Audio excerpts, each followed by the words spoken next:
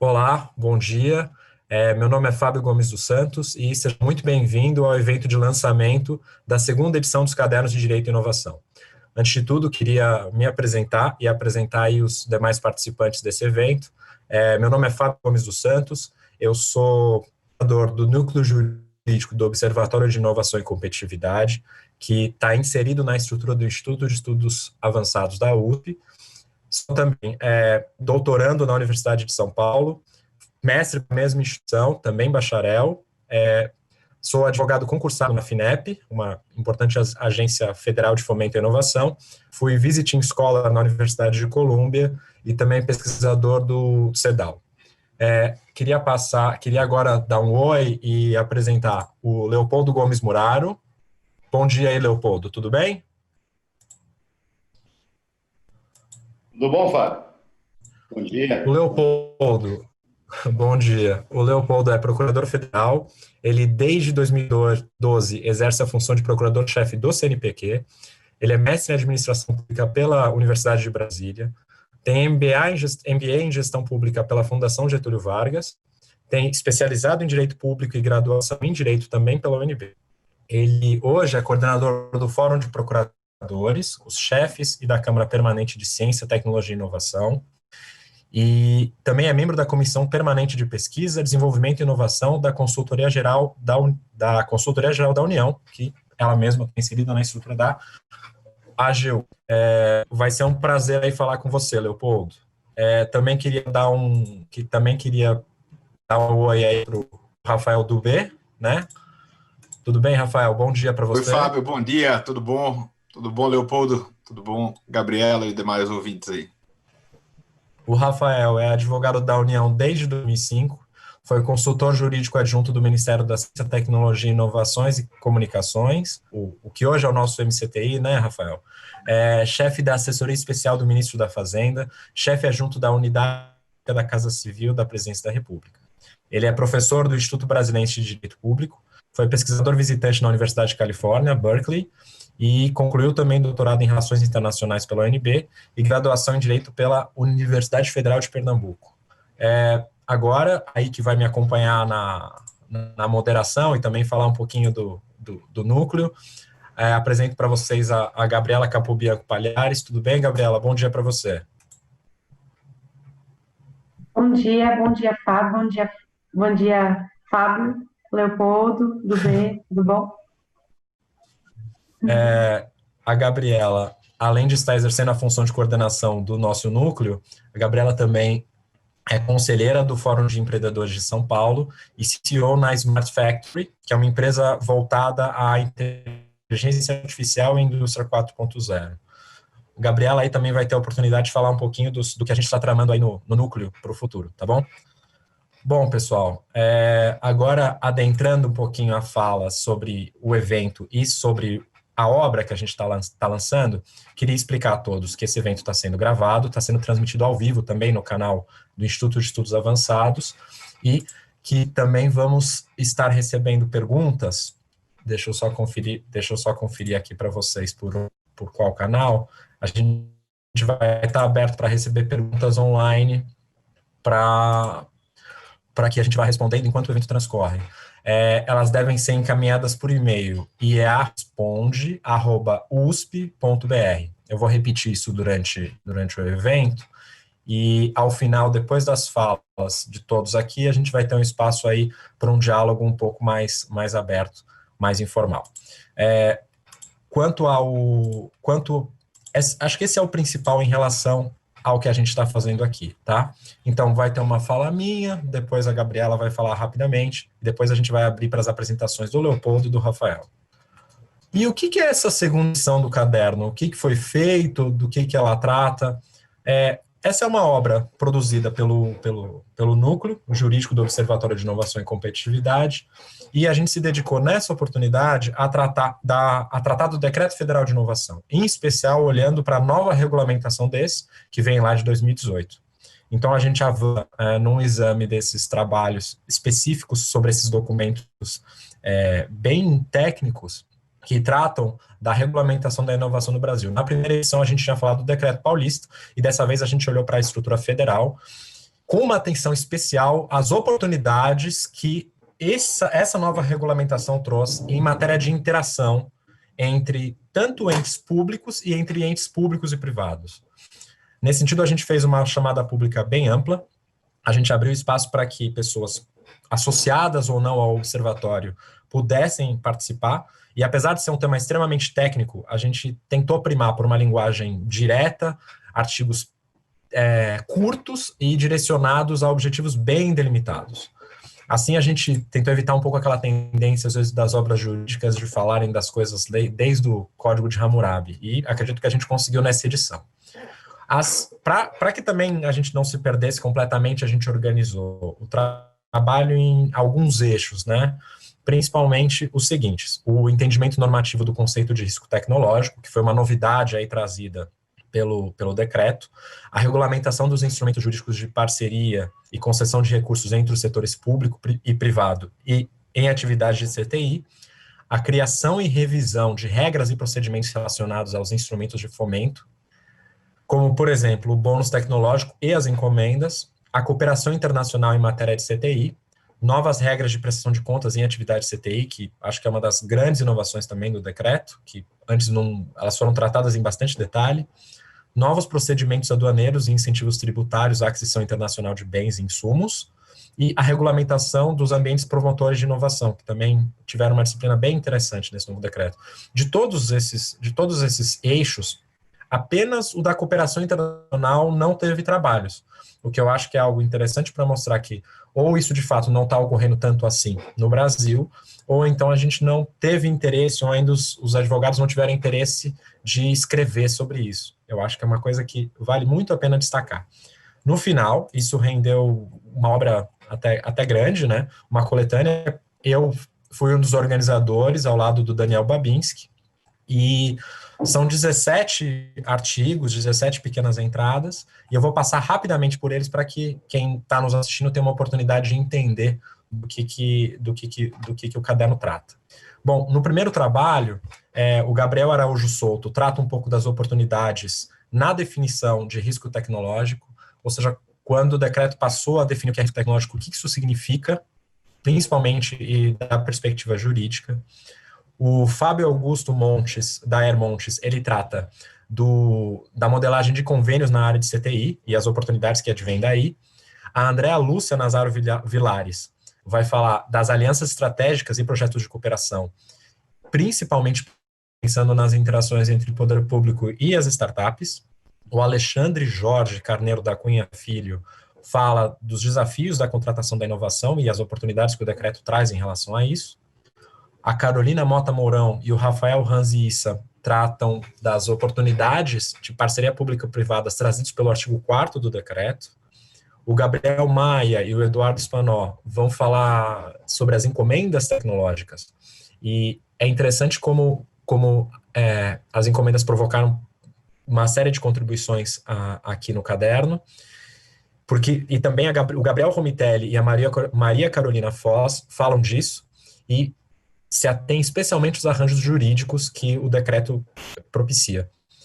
Ainda no tema das encomendas, a Sofia Preto Villarreal vai falar dessas, mas não da perspectiva brasileira. Ela vai também olhar sobre a disciplina da União Europeia e como nessa esfera são tratados as interações público e privadas, olhando um pouco também para a nossa dimensão nacional. Já saindo aí das encomendas, o Vitor Monteiro faz um trabalho abordando a disciplina da subvenção econômica, principalmente como um mecanismo de estímulo à inovação empresarial.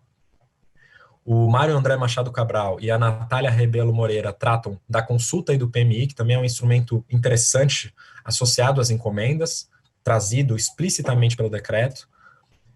Eu entro aí num próximo eixo, que é o eixo das prestações de contas, e analiso aí um pouco o regramento que foi trazido pelo decreto e a forma como isso pode alterar as relações público-privadas. O Allen dos Santos Pinto da Silva Filho também faz uma análise das possibilidades, principalmente observando alguns méritos das prestações de contas por resultado.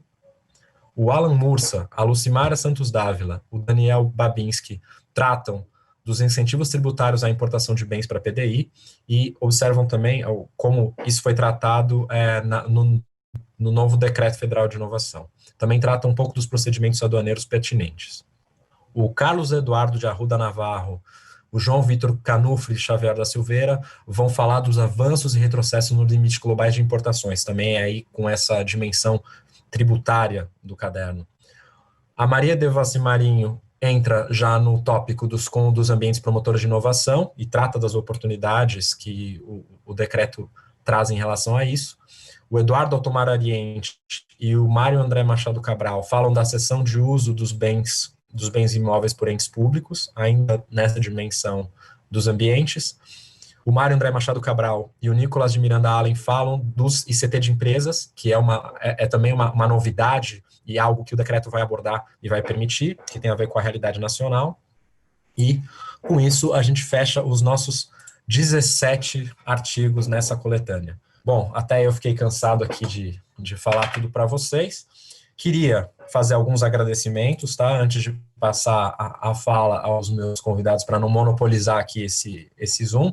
Queria agradecer especialmente a Cris, a Fernanda e a Clara, que foram fundamentais no momento final de diagramação do trabalho, que, aliás, sem alguma modéstia, ficou esteticamente muito bonito, seguindo a linha já das publicações do nosso caderno.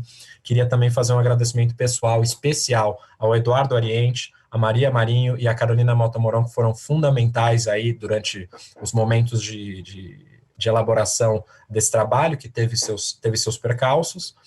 E também queria agradecer já ao pessoal que está nos ajudando aí no evento, a Janaína, o Aziz e o Sérgio, que estão nos ajudando aí na parte técnica. Gostaria de repetir aí que vocês podem nos enviar qualquer pergunta posteriormente para mim, para a Gabriela, para o Leopoldo, para o Rafael, pelo iearesponde@usp.br. E também, por fim, a gente, como seria impossível trazer os 17 autores para esse Zoom, a gente permitiu que alguns deles mandassem vídeos para explicar um pouco do que eles escreveram. Todos esses já estão no site do EA, a obra já está na integralidade disponível do site do EA, tá? E eu espero que ela seja de utilidade, de interesse para vocês. Eu acho que é uma leitura altamente recomendável. É difícil de encontrar literatura boa sobre o tema, tá? Embora quem esteja aqui já escreveu coisas muito boas. Tudo bem? Pessoal, então vou passar a palavra agora um pouco para a Gabriela, para falar um pouco do nosso núcleo, tá? Gabriela, você assume a tocha? Claro. Bom, pessoal, o Fábio já me apresentou, né? Eu sou coordenadora no núcleo jurídico do Observatório.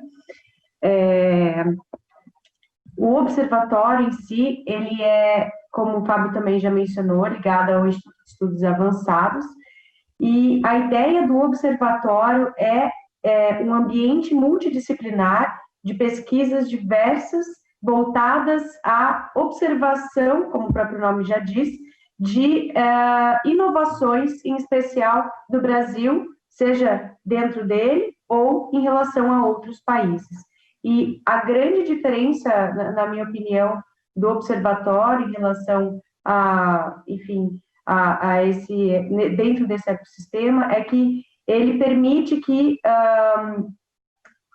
pessoas profissionais ligadas à área de inovação, de diversas atuações, consigam trabalhar em conjunto, de uma maneira, então, não apenas multidisciplinar, mas transdisciplinar, e em diversos aspectos da inovação, né? Não apenas em P&D ou ligado à academia propriamente, mas também em comunhão com o setor privado. E eu acho que isso é um grande ganho. Deixa eu só fazer também um apelo aqui, já em relação ao observatório, para a leitura dos artigos que estão sendo colocados à disposição em relação à rede de pesquisadores solidários, liderada pelo nosso coordenador-geral do observatório, que é o Glauco Ardix. Ela também está sendo semanalmente mencionada dentro da Folha de São Paulo, e é um trabalho importantíssimo nesse momento de Covid, que é justamente uma pesquisa sobre os impactos, e uma pesquisa assim, bastante rigorosa em relação aos impactos do Covid na sociedade brasileira, e talvez de uma maneira que a gente nunca tenha antes percebido, né? Em relação agora ao núcleo jurídico, o núcleo jurídico é uma das partes do observatório, como o próprio nome já diz também, é jurídico, então são profissionais atuantes na área do direito, em sua maioria advogados, mas não só. E nós temos também uma rede ligada aos membros permanentes e ao observatório, e é uma rede que a gente está sempre aberto a receber novos membros, então quem tiver interesse pode fazer inscrição dentro do nosso site do observatório, na aba de Direito e Inovação, de Rede de Direito e Inovação, e a gente vai ficar muito feliz, porque, afinal de contas, esse movimento de compreender o ambiente, ele só se sustenta se houver, de fato, essa interação com todos os atuantes e com a maior quantidade de informações possível, tá bom? Bom, falando um pouquinho das nossas atuações, então, o caderno talvez seja um dos nossos melhores exemplos do que é a nossa atuação, porque eles, na verdade, eles já estão na segunda edição, mas não se limitam à segunda edição. A ideia é a gente fazer uma abertura aí, através de chamadas para artigos de diversos profissionais na área do direito e inovação, e ele permite que muitas visões diferentes sejam absorvidas em um mesmo documento. Então, é muito rico o conteúdo. E de uma maneira acessível para que não apenas atuantes do direito utilizem esse material. Além disso, além dos cadernos, a gente tem webinars também, temos as publicações em relação a consultas públicas, então, por diversas consultas públicas voltadas à área de empreendedorismo inovador, voltadas à área de ciência e tecnologia, nós realizamos notas e publicações em relação a isso. Nós temos reuniões bimestrais também, e estamos sempre abertos para novas oportunidades e para novas sugestões de atuação, tá bem? Acho que é um pouquinho isso. Fábio, você quer passar agora a tocha para os nossos convidados? Eu acho que o próximo aí é o Rafael do B, né?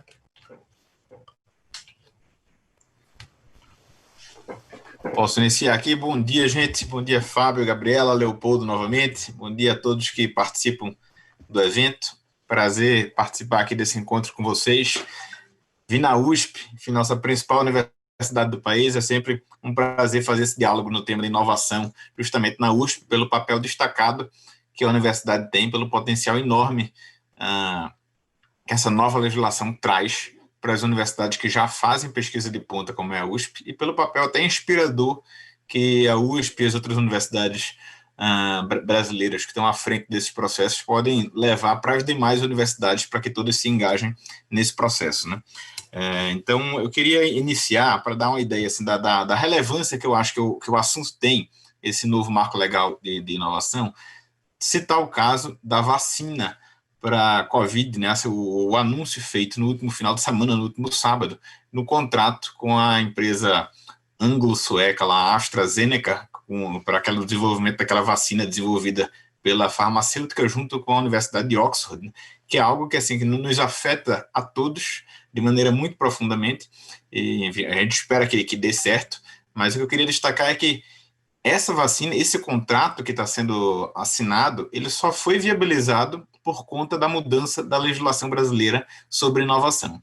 Não tivesse havido essa mudança no marco legal de inovação, seria muito difícil, não vou dizer que é impossível, porque, enfim, sempre há algumas possibilidades ali para serem exploradas, mas seria muito difícil a assinatura desse contrato nos termos em que está sendo, em que o Brasil já, antes de o produto estar viabilizado, está confirmado que ele funciona, o Brasil já está assinando um contrato de fornecimento do produto. E por que isso é atípico?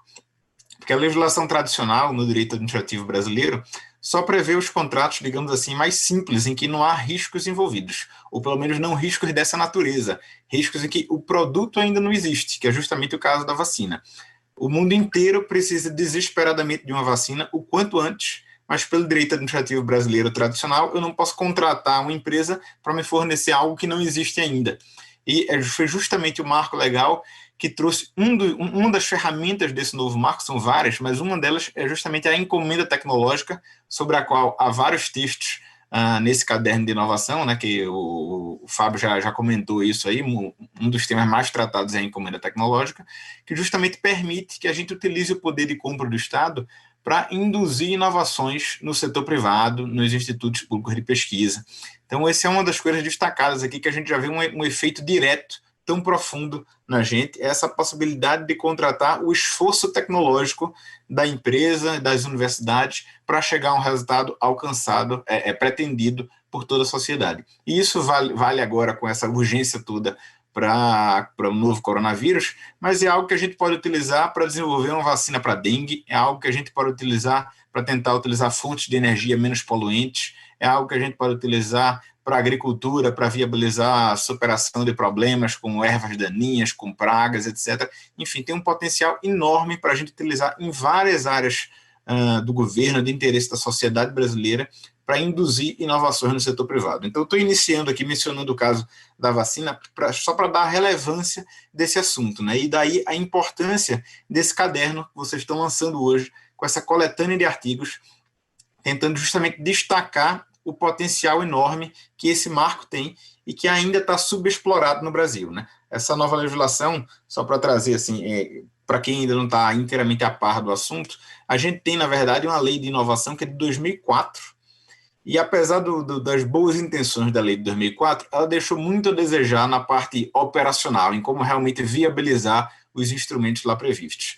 E aí, ao longo dos anos seguintes, a gente foi acumulando aí as dificuldades de aplicar a lei de 2004, e isso resultou numa alteração profunda da lei de inovação de 2004, que foi a alteração feita em 2016.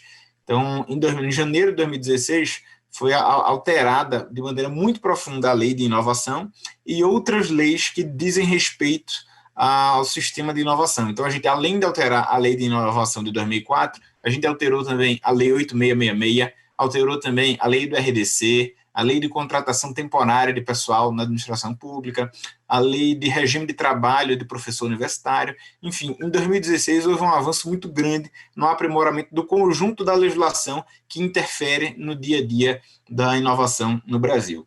E em 2018, eu acho que talvez até tenha sido o passo talvez ainda mais relevante, que foi o decreto 9283, que regulamentou essa nova legislação de inovação, tentando dar mais concretude para alguns princípios, algumas diretrizes que estavam na lei, mas estavam ainda num tom muito generalista e ainda geravam insegurança jurídica para a aplicação. No caso da encomenda tecnológica, por exemplo, os avanços com o decreto são muito evidentes, porque a lei ainda era muito aberta, com conceitos um tanto vagos, né? Isso a gente pode ver também no caso da prestação de contas, no caso da subvenção, no caso do bônus tecnológico, são vários os instrumentos previstos nessa nova legislação.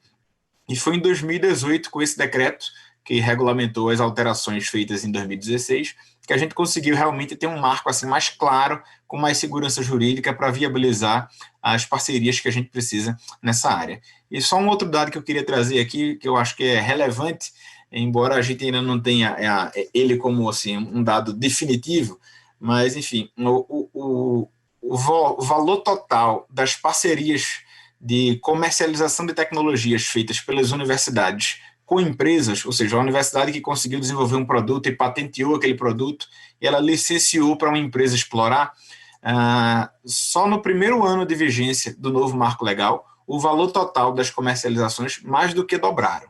A gente vinha numa evolução mais quase vegetativa, ali um aumento de 400 milhões por ano, somando todas as universidades brasileiras, para 450, 500, estava uma evolução assim bem suave, e no primeiro ano de vigência do marco, esse volume saltou de em torno de 500 para 1,2 bilhão. Então, é um salto muito significativo. Dá para dizer que isso tudo se deve ao marco legal? Ainda não. A gente precisa esperar o que é que vai acontecer nos próximos anos para a gente ter clareza se foi o marco que viabilizou esse salto. Mas, assim, um dado alvissareiro, né? A gente vê que no primeiro ano de vigência do marco, que tem justamente esse propósito de estimular esse tipo de parceria, a gente tenha tido um aumento tão significativo no volume de comercialização de tecnologia feito das universidades com o setor privado. E aí eu queria destacar um pouco assim, qual era a ideia, o que foi que inspirou a nova legislação. E o que inspirou, no fundo, foi um diagnóstico razoavelmente consensual, ou quase consensual hoje no Brasil, já há alguns anos consensual, de que o Brasil é um grande produtor de ciência, mas a gente tem muita dificuldade de converter essa ciência em produtos que vão ao mercado. Tem muita dificuldade em converter a tecnologia criada na universidade em uma empresa que vai explorar aquela tecnologia e ter ganhos de produtividade para a economia, ter ganhos de qualidade de vida para a população. Então, eu sempre gosto de citar os dados do Brasil e da Coreia, porque eles mostram que, em termos de publicações científicas, Brasil e Coreia estão praticamente empatados nos rankings internacionais que consideram artigos publicados, né, de papers científicos nos principais periódicos internacionais. Mas quando a gente vai para patentes, é um abismo radical, né? O Brasil patenteou no escritório americano de patentes, os brasileiros, 380 patentes aproximadamente 2 anos atrás, e a Coreia, produzindo a mesma quantidade de ciência da gente, em vez de 380 patentes, conseguiu registrar 20 mil patentes. Então é esse abismo que a nossa nova legislação tenta superar. Por que é que a gente produz tanta ciência e não consegue fazer com que isso se torne algo com efeitos econômicos, com ganhos de produtividade para a sociedade brasileira? E o desafio, para ser superado, precisa, no fundo, de estimular as parcerias entre as universidades e o setor privado. Porque patente é só a primeira etapa, né? O mais difícil, na verdade, mais do que a patente, é conseguir licenciar as patentes, é conseguir explorar aquelas patentes. A gente já tem dificuldade dessa primeira etapa, que é patentear. Imagine para a segunda, que é conseguir converter essas patentes em produtos que vão ao mercado.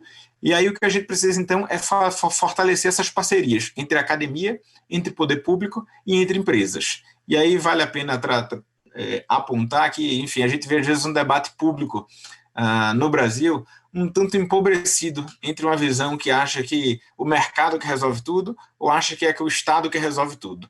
E o que a gente vê das boas experiências dos outros países é que esse é um falso dilema. No fundo, o bom debate aí é qual é o arranjo que eu faço para que o Estado e o mercado e a academia tenham uma sinergia que transformem conhecimento em melhoria de qualidade de vida para a população. Então, é como fazer esse arranjo saudável entre Estado e mercado. Não é um ou outro, é como desenhar os dois para o efeito final ser positivo. E eu sempre cito aqui que, no caso da brasileiro, não haveria Embraer se ela não tivesse sido criada como empresa estatal lá atrás, algumas décadas atrás. E, ao mesmo tempo, também não haveria a Embraer que a gente tem hoje se ela não tivesse sido privatizada nos anos 90 e virado uma empresa com os ganhos enormes de competitividade que ela teve nos anos subsequentes.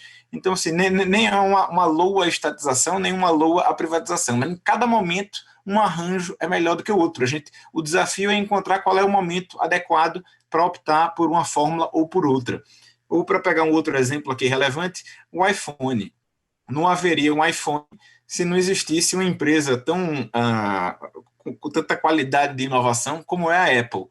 Mas, ao mesmo tempo, não haveria a Apple se não tivesse o apoio do Estado americano desenvolvendo a internet, desenvolvendo o GPS, desenvolvendo a tela de duplo toque, desenvolvendo, enfim, todas as tecnologias relevantes do iPhone, as baterias, tudo isso desenvolvido com o apoio do Estado americano. Então, é essa sinergia aí entre Estado, academia e empresa que a gente precisa conseguir replicar, de certa maneira, aqui no Brasil, para que a gente converta a já relevante produção científica brasileira em tecnologias que vão ao mercado. O Brasil é líder científico na América Latina, é um ator relevante da ciência no mundo e a gente tem um potencial grande ainda subexplorado nessa área. E eu queria apontar assim que esse caderno que vocês trazem é algo extraordinário ao promover esse debate, ao destacar as ferramentas que a nova legislação permite para a gente utilizar, permite do ponto de vista das empresas, permite do ponto de vista dos pesquisadores, permite do ponto de vista da gestão das universidades.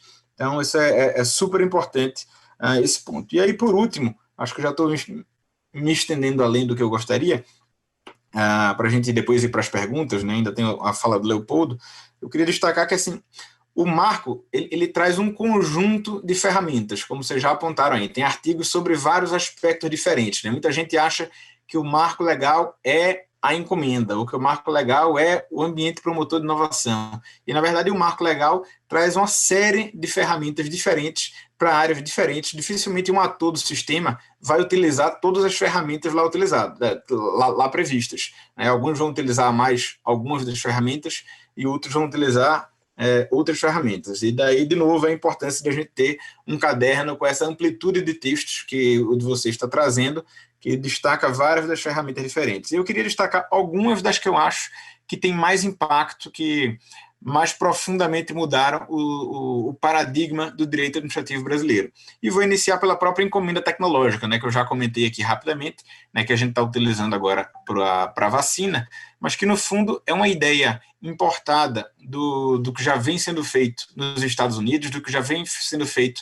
na União Europeia. Lá eles costumam chamar de Innovation Partnership na União Europeia. Nos Estados Unidos é o R&D Contracting, né, a contratação de P&D, né, numa tradução literal. E aqui virou a encomenda tecnológica, que é, no fundo, utilizar o poder de compra do Estado para induzir pesquisas com uma missão clara, a engajar as pessoas em torno de um objetivo muito claro. Isso tem um papel muito central no resultado das atividades. Então, ao utilizar o poder de compra do Estado, eu consigo assumir riscos que o setor privado dificilmente assumiria. Então, se eu preciso resolver um problema de uma vacina para dengue, dificilmente as empresas brasileiras vão realmente aplicar muitos recursos numa pesquisa desse tipo, porque sabe que o resultado é incerto. A chance de investir muito dinheiro e não chegar ao resultado é muito alta. Então, pelo direito administrativo tradicional, a gente não conseguiria, acreditando que o mercado sozinho vai investir em pesquisas em que há risco muito alto. Também não funciona, e a solução que os outros países conseguiram e que deu certo, e que a gente agora está tentando fazer aqui, é o Estado assumir parte desses riscos. E a encomenda tecnológica viabiliza justamente isso. Então, além de permitir eu contratar o esforço tecnológico, eu não contrato um produto já feito, eu contrato o esforço para chegar àquele produto e pago, mesmo que a empresa ou que a instituição pública não chegue àquele produto.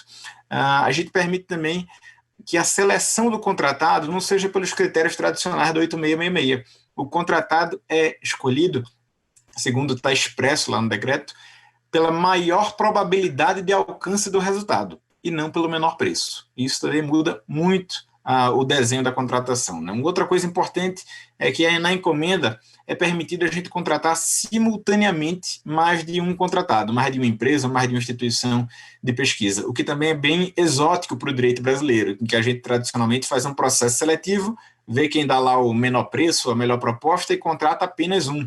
Aqui, como há um risco, é mais do que razoável que eu contrate, por exemplo, várias empresas para ver qual delas vai chegar a vacina para o novo coronavírus, ou a vacina para dengue, ou ao enfrentamento de uma praga, ou enfim, qualquer outro exemplo aqui. E, então, essa contratação simultânea também é possível. Enfim, são várias as mudanças. Um último ponto relevante da encomenda, outra mudança que eu acho que é muito radical, é a possibilidade do pagamento não ser um valor prefixado. O pagamento pode ser, dependendo do grau de risco da contratação, ele pode ser a partir do reembolso de custos. E com isso também tem uma mudança muito significativa no modelo da contratação, porque significa que o poder público absorve boa parte dos riscos do contratado, porque a empresa ou a instituição de pesquisa não consegue de antemão fixar com exatidão quais as etapas que ela vai precisar percorrer para chegar àquele produto que ainda não existe. Então, faz-se uma estimativa inicial, mas aquela estimativa inicial não é... A gente sabe que ao longo da pesquisa várias intercorrências acontecem ali e as rotas precisam ser alteradas.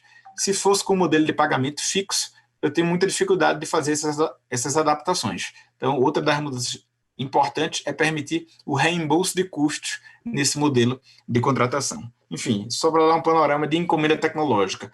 Um outro que eu queria mencionar, o Fábio até também comentou no início da apresentação, é uma mudança relevante no modelo de prestação de contas.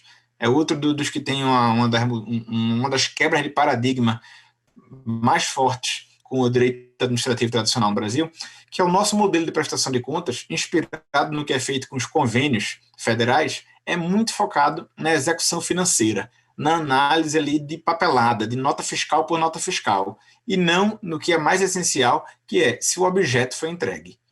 E isso, em todas as áreas, é importante, mas em pesquisa é absolutamente essencial. A ideia é que o pesquisador, quando vai dormir de noite, ele não fique preocupado, eita, será que aquela nota fiscal está preenchida corretamente, o CNPJ ficou errado, ou a mudança de uma passagem aérea que eu precisei fazer, será que isso vai gerar um problema porque está diferente do plano de trabalho? Essa não deveria ser a preocupação central dos pesquisadores. É para o pesquisador ir dormir à noite preocupado qual é a rota que eu vou seguir para encontrar a minha vacina ou para encontrar uma fonte de energia que é menos poluente. Essa que é para ser a preocupação dele. Então, aquela rota que eu estava usando não funcionou bem, vou ter que buscar uma outra rota.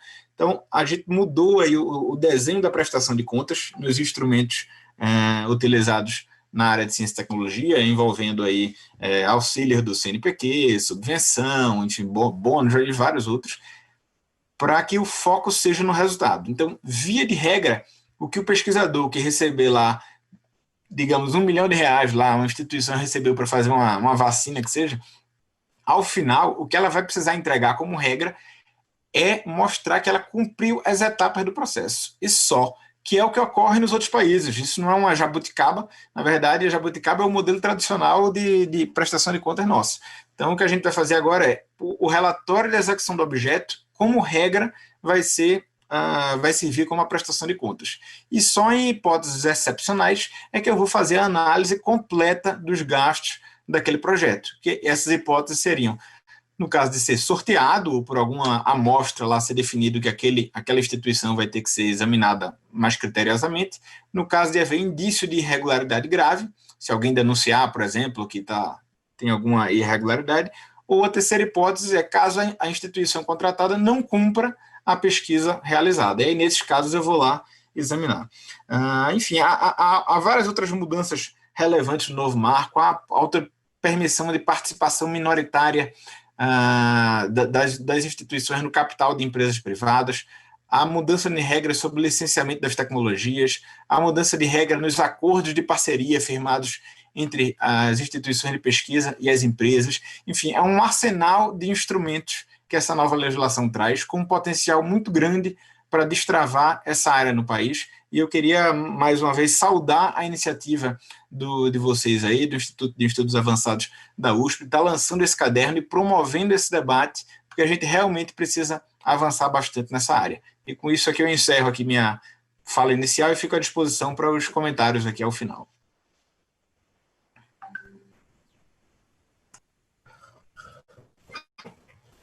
Bom, Rafael, excelente, muito, realmente, essa questão do risco tecnológico, a nova disciplina das encomendas, e eu acho que, principalmente essa questão da prestação de contas, é um tema central, parece um tema burocrático de menor importância, mas para quem atua na área sabe que é efetivamente aí onde surgem os maiores problemas.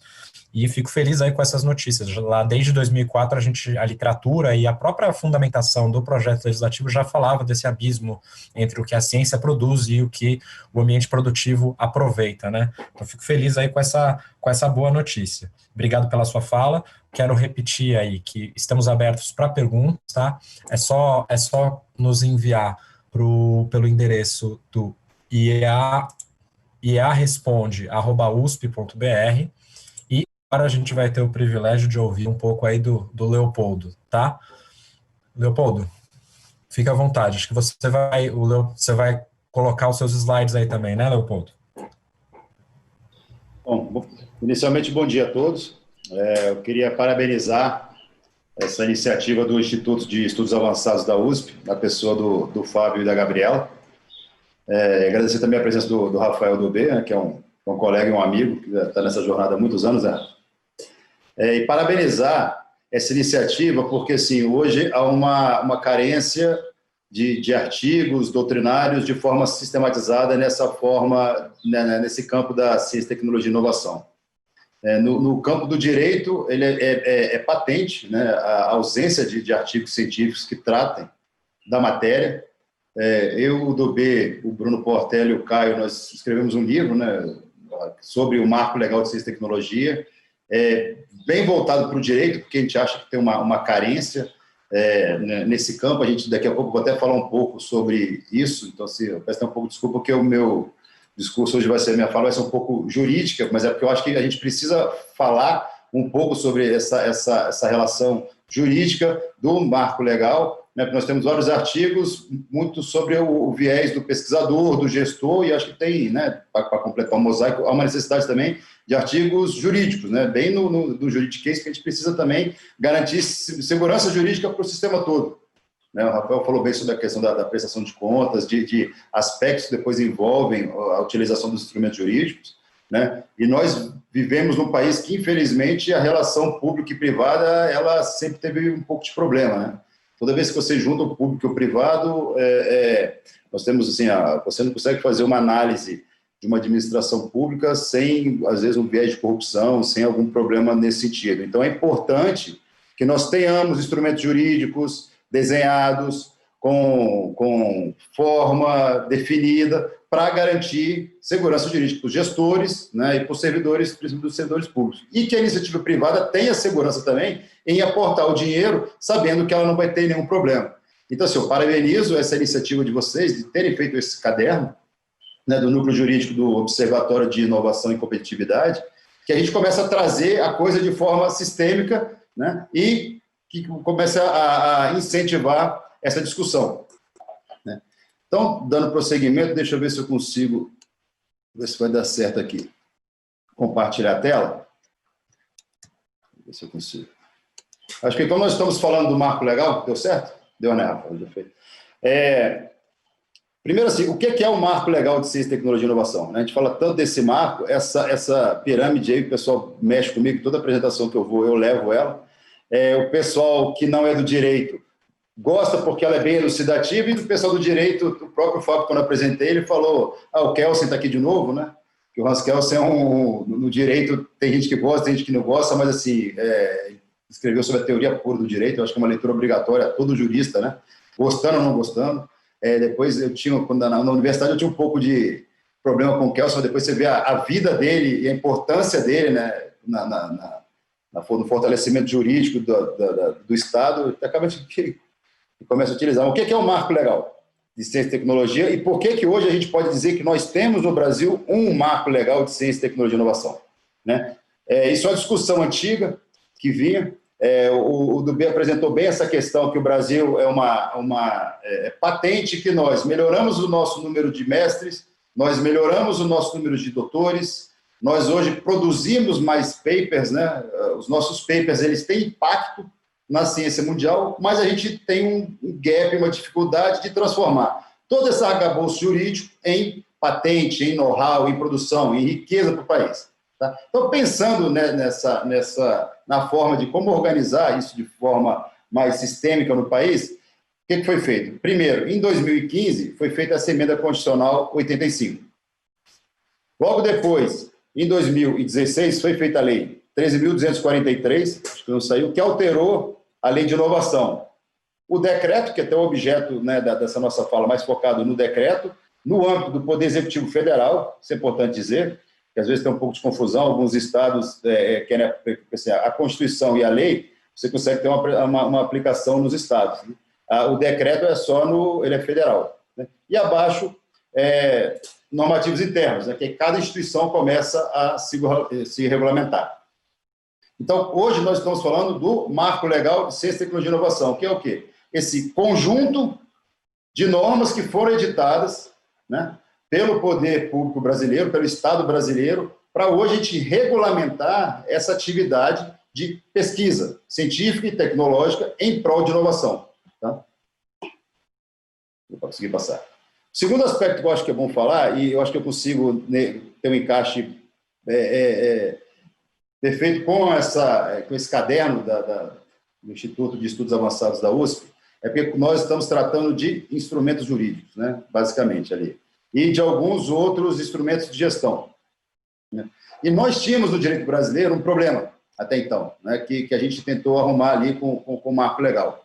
Porque, tradicionalmente, nós dividimos em contratos e convênios, né? Quando a administração pública ela ia negociar, né, estou falando no sentido mais amplo possível, você utilizava, quando você tinha o que a gente chama de interesses contrapostos ou sinalagmáticos, que é o quê? Você quer comprar um determinado bem, ou você quer alugar um espaço para botar um órgão público, ou você vai querer uma prestação de serviço de vigilância. Nós usamos a Lei 8666, perfeito? Que são para bens, serviços e obras. Tá? Por outro lado, quando o Estado ele quer promover atos de interesse público por mútua colaboração com os estados, via de regra usava convênio. Então, por exemplo, vamos fazer uma estrada. Aí o governo federal fazia um convênio com o governo estadual, cada um bota o seu dinheiro, né, por interesse recíproco e mútua colaboração, e faz um convênio para atingir aquela finalidade pública. Tá. Daí surgiu o primeiro problema que nós tínhamos na ciência, tecnologia e inovação, que era o objeto jurídico é incerto na ciência e tecnologia. Explico.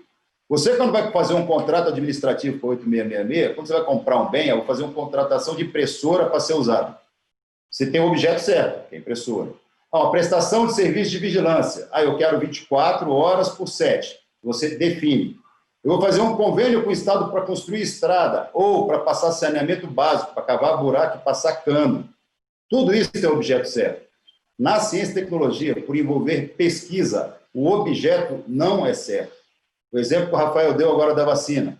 O Brasil está investindo dinheiro em vacina, o CNPq acabou de lançar uma chamada pública, que está para ser divulgado, que os pesquisadores vão voltar seus estudos para vacina, para prevenção, para cuidados com o paciente, para formas de se evitar o contágio. Tudo isso é uma possibilidade de que venha a ocorrer, mas o objeto jurídico é incerto. Né? Aquele problema que o Rafael falou até da prestação de contas, hoje os órgãos de controle, hoje eles estão sabendo que não necessariamente quando o Estado paga, né, por algum instrumento para pesquisar, que o resultado vai ser alcançado. E mais, cientificamente, um resultado negativo, ele tem importância científica, porque é um caminho que foi tentado e não foi alcançado. Ou que você pode até buscar outras formas. Temos vários medicamentos que eles eram testados com determinada finalidade, depois descobriu que a finalidade era outra.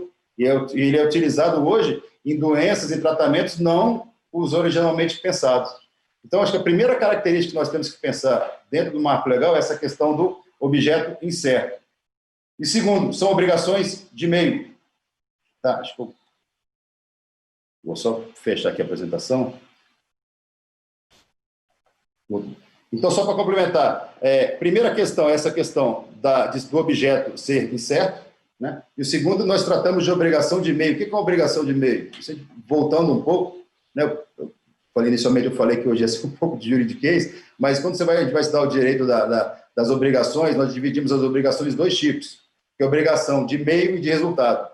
Né? Obrigação de resultado é quando a gente contrata alguém na nossa casa para arrumar um determinado bem ou comprar determinado objeto. Né? Obrigações de resultados são o exemplo clássico do advogado, né, que você paga por uma causa, mas você pode perder a causa, ou de um médico que vai fazer uma cirurgia, né, que pode ser que você faleça durante a cirurgia. Nas obrigações de resultado, você não quer necessariamente, de meio, você não quer o resultado, mas você quer que a pessoa que for, né, fazer a obrigação, adimplir a obrigação, ele cumpra com diligência e dentro das técnicas que ele tem à disposição. Então, para a ciência, tecnologia e inovação, todos esses instrumentos que nós estamos falando, eles tratam de obrigações de meio. Né? O Estado ou as empresas, quando vão investir, você vai pagar um dinheiro e você vai cobrar lá na frente de quem está pesquisando, de que ele tenha utilizado os instrumentos, a metodologia, a tecnologia atual que ele tem, e diante daquilo ele apresenta os resultados. Não necessariamente o objeto que você imaginava. Então, assim, por que essa fala está bem atual? O exemplo que o Rafael deu de Oxford, né, com a AstraZeneca. A vacina está bem avançada? Tá. Né? Ela está em fase de experimentação animal. Para quê? Para evitar que, de repente, tenha algum dano humano. Pode ser que tenha algum problema? Pode. Ou seja, sempre há o risco. Né? Não tem como inovar sem ter risco. Mas fica bem claro isso, porque nós estamos pagando para que eles desenvolvam as pesquisas, ou seja, uma obrigação de meio, e que, eventualmente, alcance o objeto, que é incerto. Tá certo? Então, assim, eu acho que vale essa fala minha inicial, mais jurídica, para, primeiro, contextualizar o que é o marco legal, para entender que foi um rearranjo jurídico, começando pela Constituição, passando pela lei, por decreto, e esses modelos estão sendo replicados nos estados, ou seja, hoje no ordenamento jurídico brasileiro a gente tem um arcabouço jurídico, normas que regem essa atividade, que antes nós não tínhamos. E uma das importâncias dela, né, que ela é multifacetada, mas no campo do direito, e principalmente ligado aos instrumentos jurídicos, é que nós conseguimos hoje pegar relações estatais que envolvem objeto incerto e obrigação de meio e trabalhar com ela. Então, no nosso livro, a gente até defende isso, em alguns artigos também, que, na verdade, nós estamos criando um regulamento sui generis, né, porque ele não é o da 8666, que não é aquela contratação tradicional, e também não segue aquela lógica convenial tradicional. Né? Daí surgem instrumentos novos, que o Rafael já começou a pincelar alguns. Né? Por exemplo, no próprio marco, lá há um convênio para a PDI, que é diferente do convênio tradicional que nós temos, que é regulado, que ele tem base na Lei 8666 e é regulado pelo Decreto 6.170, mas é um tipo de convênio em que as ICTs, que são as instituições de ciência, tecnologia e inovação no país, que são basicamente as universidades federais, os institutos federais e os centros de pesquisa, né? Você pega todas as universidades, Fiocruz, Embrapa, laboratórios privados, todos esses são ICTs. Então, assim, as ICTs elas vão poder utilizar de um instrumento que chama Convênio para a PDI, que é, né, Pesquisa, Desenvolvimento e Inovação, para contratar o quê? O desenvolvimento de processos, serviços e produtos inovadores. Então, há um instrumento jurídico feito para isso, dentro daquela lógica que eu disse anteriormente. Né? Outro instrumento de suma importância, que eu vi que tem nos artigos, é o Acordo de Parceria para a PDI, que dentro daquela lógica hoje, que o Rafael falou, da tríplice hélice, né, que é o modelo do Herzovitz, que acho que é o mais utilizado no mundo inteiro, é você conseguir, eu acho interessante o modelo dele, que são 3 hélices, né? Uma hélice é o governo que vai investir dinheiro, o governo que vai regulamentar, que é basicamente essa parte que eu vim falando até agora. Outra parte são as universidades, os centros de pesquisa, as ICTs, criando conhecimento, né? E a outra parte, as empresas, que é o locus de aplicação. Então, na lógica da tríplice hélice, são 3 hélices, né? O governo, as empresas, as universidades, um ajudando o outro, você criando sinergia, e onde seria o eixo ali de giro das hélices, surge a inovação. Né? É um modelo que no mundo inteiro é seguido, e se nós pegarmos o marco legal, o que nós estamos fazendo ali é ajustando, né, cada um desses atores. Né? Você vê que tem cláusula voltada para o governo, tem cláusula voltada para as empresas e cláusula voltada para as ICTs. Principalmente para as ICTs públicas, né, que são regidas pelo regime de direito público e necessitavam de um arranjo jurídico, de permissão jurídica para poder atuar. Por fim, eu quero só fazer eu brinco, é um jabá, uma forma até de divulgar um trabalho que nós estamos fazendo na Procuradoria-Geral Federal, tem a Câmara permanente que foi instaurada, e nós fechamos um ciclo, né, que foi o nosso primeiro ciclo, até passei, Fábio e Gabriela, aí pelo WhatsApp, eu queria que vocês disponibilizassem, e nós fizemos uma coletânea, né, de instrumentos jurídicos, que a ideia nossa é auxiliar os gestores públicos e os técnicos na concretização do marco legal. Então, ali nós temos já modelos, acordo de parceria, tem acordo de cooperação internacional, cessão de uso de laboratórios, instrumentos e instalações das ICTs públicas, ou seja, as empresas agora, elas vão poder chegar nas universidades, nos centros de pesquisa, e, de repente, numa hora que o laboratório estiver ocioso, utilizar, né, o laboratório mediante pagamento. Então, assim, dentro da tríplice hélice é um modelo de encaixe das empresas com as universidades. Então, todos esses modelos estão nessa coletânea, né, e a gente se deu o trabalho, assim, sempre vai ter um parecer jurídico explicando, né, juridicamente do que se trata. Depois tem um checklist, que é bem operacional, né, bem chão de fábrica, que é para os técnicos, na hora de... principalmente para o lado público, né? O privado tem mais liberdade de atuação. Mas tem que juntar certidão, tem que juntar nota técnica, a questão de orçamento, tem que juntar ali uma nota de dotação orçamentária. Então, assim, o checklist, ele é bem chão de fábrica, e um modelo, um template de cada um dos instrumentos. Né? Nós tivemos um trabalho, ele é só o esqueleto, é só a estrutura, assim, objeto, partes, né? Nas obrigações da parte, assim, compete a cada parte, aí está tudo em branco. O recheio vai depender de cada caso, conforme a necessidade, e as áreas técnicas vão motivar. Mas então a gente está colocando sempre um parecer, um checklist e um modelo do instrumento. Né? Aí eu já passei para vocês, peço que divulguem, né? A gente vai estar divulgando isso pela Advocacia Geral da União também. Mas, assim, são iniciativas, né? Essa nossa, essa de vocês, eu e o Rafael, a gente também faz parte de uma câmara da AGU, o Rafa até teve que nos deixar agora. Mas, assim, eu acho que, na verdade, o ganha é a soma disso tudo, né? São várias ações que estão sendo feitas pelo país, né? Cada um na sua área, mas que o escopo final é a gente conseguir mudar a sinergia do país. Nós somos um país muito grande, nós temos uma população extremamente criativa, né? O jeitinho brasileiro, acho que ele pode ser bem aproveitado, né? Eu lembro na época do Ciência e Fronteira, que nós mandamos alunos pelo mundo inteiro, o feedback que a gente tinha dos alunos brasileiros foi excelente, principalmente na parte da criatividade, que é um elemento essencial na inovação. Então, parabenizo aqui no final a USP, né, pelo Instituto de Estudos Avançados, por essa iniciativa, que a gente está precisando, de fato, no Brasil, incentivar e fomentar medidas na área da ciência, da tecnologia e da inovação. Então, vamos ter a nossa parte das perguntas agora. Obrigado a todos. Bom, muito obrigado aí, Leopoldo.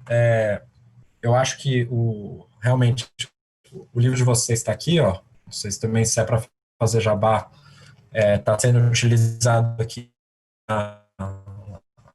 na escrita da minha tese, e é interessante porque traz uma discussão técnica de alto nível. Como eu te disse, ela é mais rara do que deveria ser, né? Então, fico muito feliz aí de poder estar consultando o trabalho de vocês. Só alguns comentários antes da gente entrar nas perguntas. Eu também acho que é fundamental essa questão da dimensão jurídica, da gente se aprofundar nisso. Nós que atuamos na área, a gente sente, às vezes, até falta de referências para poder embasar um parecer um pouco mais fundo, até um pouco mais ousado. Como o advogado público, às vezes, ele tem que buscar sair um pouco das discussões tradicionais, porque o mundo não se resume ao que é tradicional, né? E só outros dois pontos que você trouxe. Eu acho que essa questão da discussão do convênio para a PDI com uma especificidade é fundamental. Pela minha experiência, principalmente na FINEP, a forma como nós atuamos ali com o convênio, dessa perspectiva do financiador, tratando ele como um instrumento autônomo, dotado de particularidades, é essencial, porque eu pessoalmente já tenho uma certa, já me desagrada um pouco essa divisão de convênio e contrato, para a gente basicamente escapar do regime de maior intensidade e particularidade para essa ação, é fundamental. E, novamente, também a questão das prestações de contas, que eu não canso de bater, que é uma coisa que a gente tem que se atentar muito mais do que geralmente a gente faz. Quanto à coletânea da Câmara Permanente que você mencionou, se você der autorização, eu vou pedir para o pessoal subir no site do IEA. Acho que para todo mundo que está nos assistindo, certamente, e que vai assistir o vídeo depois, que vai lá ficar gravado, é uma fonte importante de informação. E eu queria, então, passar para a primeira pergunta que chegou. É uma pergunta até de um dos nossos autores aí da coletânea. Queria primeiro repetir, para eu não esquecer, as perguntas podem ser enviadas para o iearesponde@usp.br. iearesponde@usp.br. Bom, essa primeira pergunta é do Vitor Monteiro, e ele pergunta: uma pretensão do direito dos seus marcos normativos é trazer segurança jurídica. Ele queria perguntar, considerando a experiência tanto do Rafael quanto do Leopoldo, se vocês notam uma mudança de cultura, sobretudo nos órgãos de controle da administração pública, aceitando uma particularidade dessa atividade pública, ou se ainda remanesce uma resistência que se coloca, às vezes, contra diretamente o decreto, contra a lei. Qual que é a sensibilidade de vocês em relação ao que tem sido visto aí no mundo real desse tipo de atuação pública? Acho que o Rafael pode começar? Vai lá, Leopoldo. Como é o nome de quem fez a pergunta, Fábio? É Vitor Monteiro. Vitor, eu gostei muito dessa questão da cultura, porque assim, eu recentemente fiz o meu mestrado e eu não quis fazer no direito, né? Eu fiz na administração pública. É bom te respirar, né? Sai um pouquinho da nossa caixa. E minha orientadora, que é a professora Cristina, né, está até me assistindo agora, com um abraço.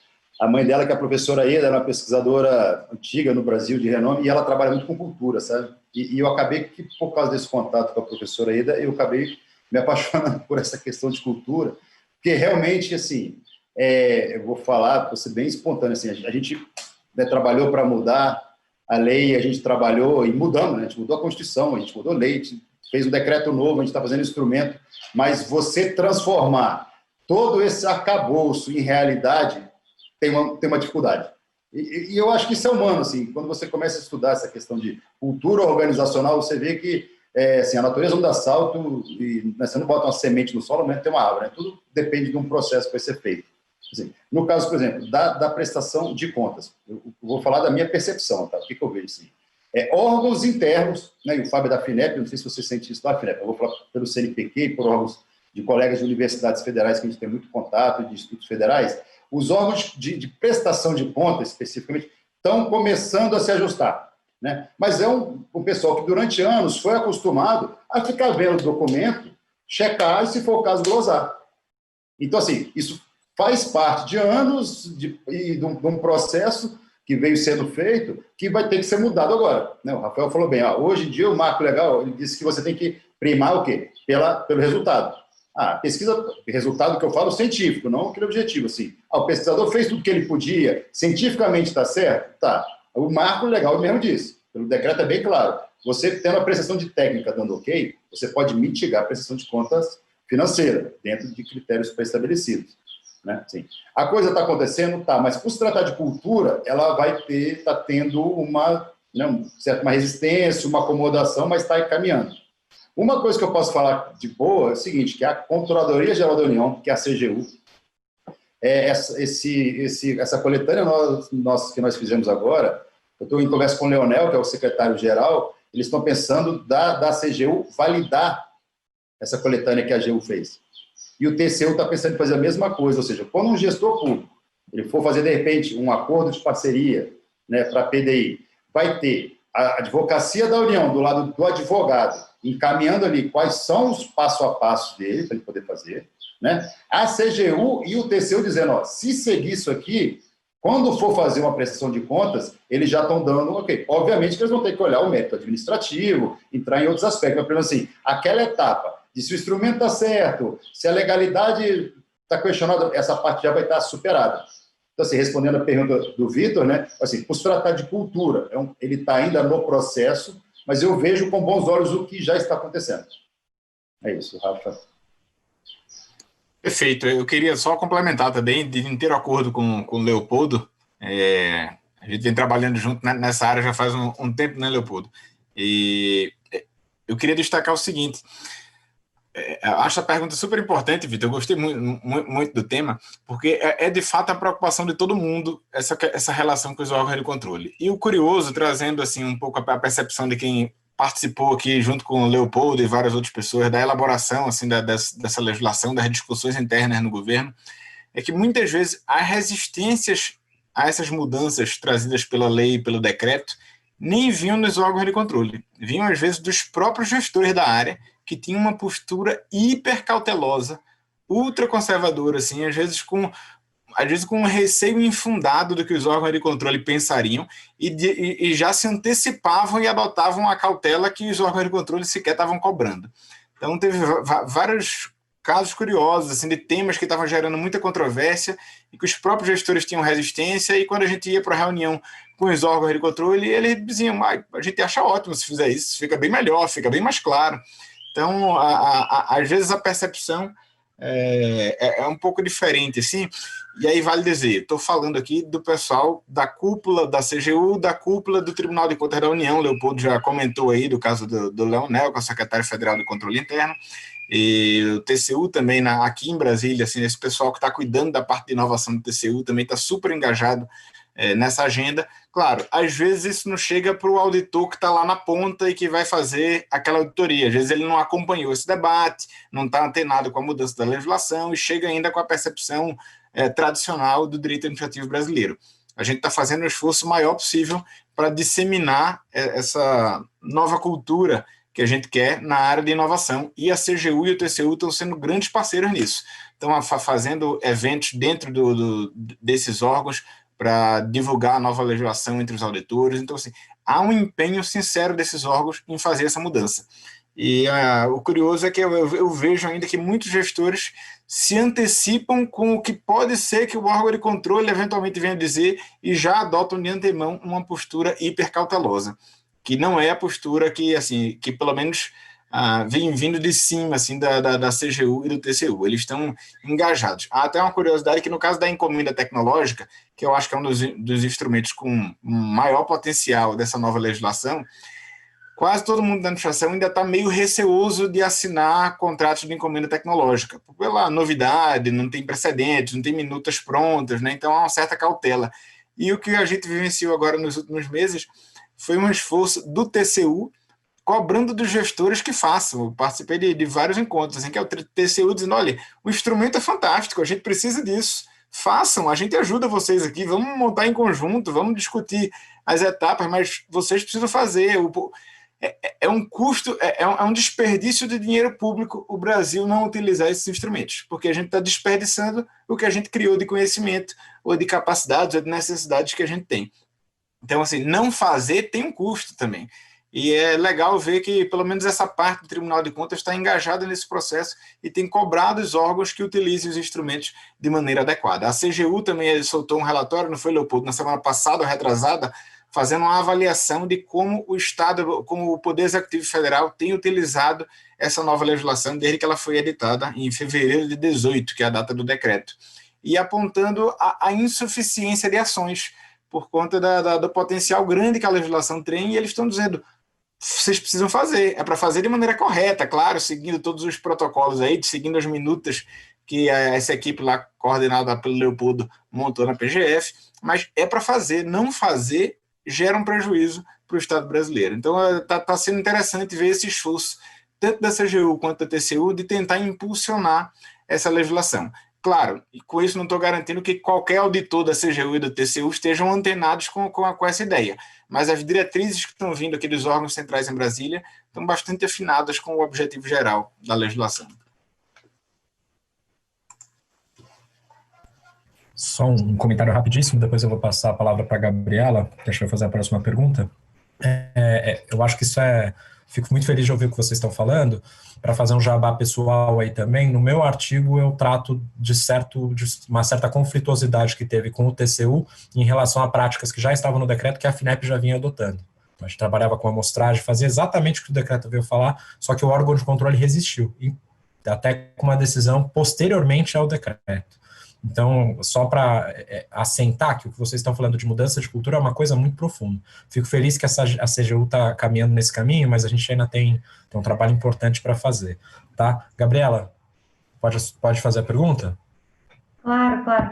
Essa pergunta, na verdade, é uma pergunta que muitas startups vêm falar comigo, né? Que eu também sou consultora de startups e eu fui uma das redatoras no Marco Legal das Startups. E é uma discussão bastante recorrente quando a gente fala das normas, né, não apenas do decreto de inovação, mas das normas de maneira mais ampla ligadas à ciência e tecnologia, da dificuldade, muitas vezes, de algumas empresas utilizarem sem a necessidade de atuação conjunta, por exemplo, com uma universidade. Isso, na verdade, tem uma pergunta um pouquinho mais ampla por trás, né, que é justamente como, se as normas, essas de ciência e tecnologia, elas veem a inovação como um processo, como o próprio Leopoldo mencionou, né, da tríplice hélice, como, de repente, transformar isso também para que haja oportunidade de haver a inovação não apenas com o conectivo E, né, porque na norma a gente verifica sempre o conectivo E, mas com o conectivo OU. Enfim, justamente porque a inovação, quando a gente pensa também num processo de inovação, ela por si só, ela não está estática, né? Senão não seria inovação. Até mesmo o próprio conceito da tríplice hélice já é modificado, né? O Lombardi com a quádruplice hélice, o Carayanis com a quíntupla, enfim, outros modelos estão surgindo, mostrando que a inovação não é propriamente apenas, né, com essas três, que é muito importante, evidentemente, mas que isso também pode ser olhado de outra ótica. Então, eu queria fazer, na verdade, uma pergunta que é um pouco mais ampla, que é, vocês veem oportunidade para essa atuação de maneira mais exclusiva, sem necessariamente a conexão com universidades? E como vocês veem essa positividade, né, a gente positivar a inovação e alguns conceitos que, por definição, eles podem ser mutáveis dentro de uma norma?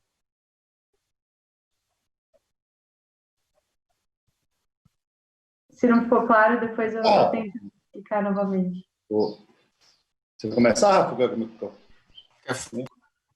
Pode falar, Leopoldo. Uma questão, Gabriel, adorei essa sua colocação, porque assim, eu fiz até questão lá no meu livro, tem uma hora que eu falo da tríplice hélice, eu fiz questão de deixar claro assim, que a gente está usando a tríplice hélice, porque assim, na hora que a legislação foi feita, foi utilizado ela. Por quê? Porque tinha esse problema de como o governo, né, fazer esse encaixe mais primário com as empresas e com as universidades. Tá? Só que isso foi um momento que foi um corte que foi feito para fazer uma legislação. Porque assim, fazer legislação tem uma hora que é igual a gente fechar trabalho científico. Você tem que fazer o corte e focar, porque senão você nunca finaliza o negócio. Vai abrindo, o negócio vira uma bagunça. Né? Hoje, eu concordo plenamente com você. Sim, eu acho que a tríplice hélice, ela hoje são inúmeras hélices. Exemplo, que tem hoje, que tem vários trabalhos nisso, inovação social. Você não trabalha com inovação se não tiver também uma sociedade por trás e você também tem um ganho para a sociedade. Principalmente no gasto público, você vai ter que ter a questão do impacto, ou seja, você vai investir em inovação, você vai ter que medir o impacto para quem? Para a sociedade. E impactos de ações sociais que são feitas também. A inovação social. Então, a gente bota mais uma hélice. Dentro da hélice, um agente extremamente importante hoje, que foi até no resultado da minha pesquisa, foi engraçado porque eu tinha botado um monte de variável e veio uma variável que foi na época da crise econômica que envezou o meu trabalho inteiro. Foi aquela variável que ela aparentemente não queria dizer nada, que é o quê? Recurso financeiro. Assim, isso até uma conclusão do meu trabalho de pesquisa foi, sem recurso financeiro, isso é falado, né, na doutrina, nos artigos de forma geral, mas você quando vê a coisa acontecer na sua pesquisa é muito impactante, assim, sem dinheiro você não faz inovação. Então, uma hélice que a gente tem que considerar são os investidores. Anjos, joint venture também. Você vai ter que trazer investidores, de repente, que é aquele cara mais capitalista puro mesmo, que está querendo ganhar dinheiro, é importante também, porque ajuda. Né? E você falou do eixo interessante, que são as startups. Assim, eu acho que hoje, no mundo atual, é difícil conceber a ideia de inovação sem pegar startup. Né? Ideias, spin-off, meninos que estão vindo, essa parte. Que eu acho que é mais um eixo. Então, a minha percepção sobre esse ponto é que a tríplice hélice foi um modelo básico em que a lei foi feita, mas agora que a lei está sendo, né, executada, várias hélices vão ter que surgir e elas vão ter que trabalhar em conjunto, de novo, para que no giro de todas elas, ali no vértice, a inovação surge. Né? A inovação ela precisa de vários atores. Então, cada ator desse incubador, se a gente for falando, o rol é grande, mas a ideia, do meu ponto de vista, é integrar todas essas pessoas. Perfeito. Na mesma linha, Gabriela, só complementando aqui o que o Leopoldo falou, a gente pensa muito parecido, sempre o Leopoldo, né, a gente vem atuando junto nessa área faz tempo. A ideia inicial, inclusive, do marco legal era ser um código de ciência e tecnologia, né? Ele trataria ainda de outros assuntos. E como o Leopoldo falou, ao longo da tramitação legislativa foram sendo podadas algumas áreas para tentar garantir que assim, um básico fosse aprovado. E, de fato, ele não trata de todos os assuntos, porque é muito difícil de tratar de todos os assuntos que envolvem inovação. Porque em inovação há diversas dimensões diferentes de inovação. É um aprimoramento de um processo industrial dentro de uma fábrica, é uma startup financeira, uma fintech nova que surge, e é uma inovação que exige investimentos bilionários como uma vacina. Não cabe o mesmo regime jurídico para todas as questões. Né? Para um cara que junto com mais dois amigos da área de informática que vão programar um software que, enfim, tem um modelo de criar um modelo de negócio novo, é diferente do regramento exigido para um investimento que a Fiocruz vai fazer para desenvolver uma vacina para a dengue, né, ou para o novo coronavírus. Então, assim, o marco traz lá uma série de ferramentas pensando, sobretudo, nesses investimentos de maior porte. Agora, há inúmeras situações, e você falou aí do caso das startups, que vão estar fora desses grandes investimentos. Mas mesmo para elas, tem algumas ferramentas na legislação que se aplicam, como é o caso dos ambientes promotores de inovação, que, enfim, já cria ali um espaço para promover esse tipo de ambiente, né, que tem essa mentalidade mais flexível, mais aberta à inovação, uma cultura diferente da cultura que prevalece em outras áreas, até dentro da própria academia. E uma outra coisa que eu acho que é importante dizer é que nem tudo precisa estar regrado na lei para quem atua no setor privado, para quem atua com startup. Porque o mais importante dessa nova legislação é desburocratizar a atuação do poder público, porque é o poder público que está submetido ao regime jurídico de direito administrativo. Então, as amarras, no geral, estão no poder público.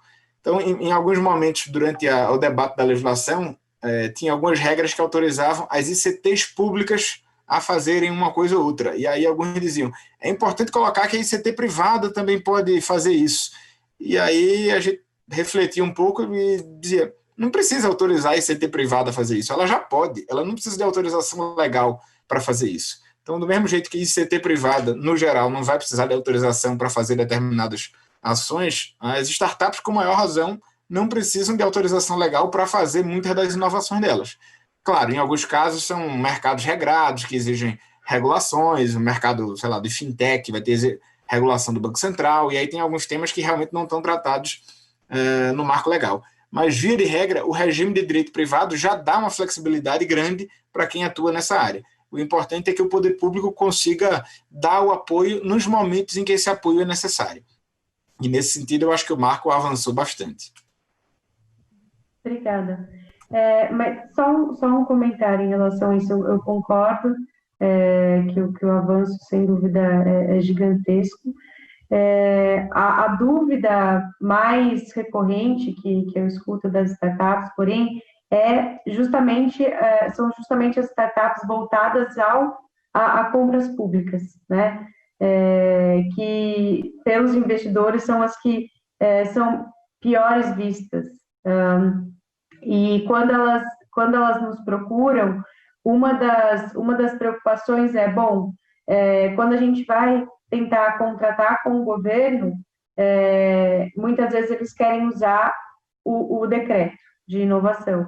Porém, eventualmente eles precisariam ter, por conta desse Conectivo E, uma parceria com uma universidade ou com uma ICT, e muitas vezes não possuem, né? Então, será que seria possível utilizar o decreto, ou esse Conectivo E, ele foi colocado ali de uma maneira ambígua, né?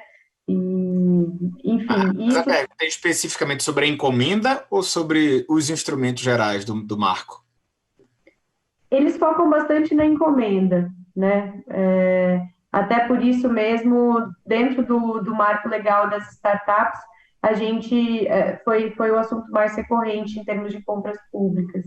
Então, acho legal esse paralelo, até mesmo para mostrar assim, que o que, de fato, não é contido na lei e o que é um pouco o receio, às vezes, do gestor público em aplicar um instrumento muito novo, né? Eu acho que no caso da encomenda, não é nem que haja uma obrigação de estar vinculado com a universidade. Não há. Minha leitura, não há essa necessidade. Eu posso contratar somente a empresa.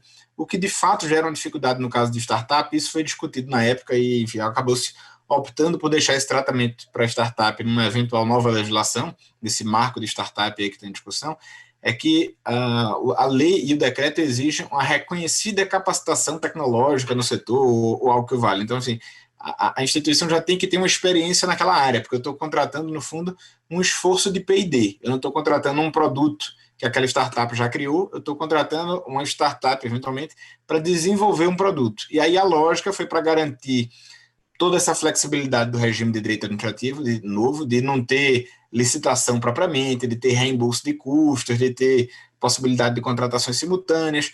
Em contrapartida a isso, a lógica eu vou pelo menos exigir que a empresa tenha uma qualificação indiscutível naquela área, tenha uma experiência prévia naquela área.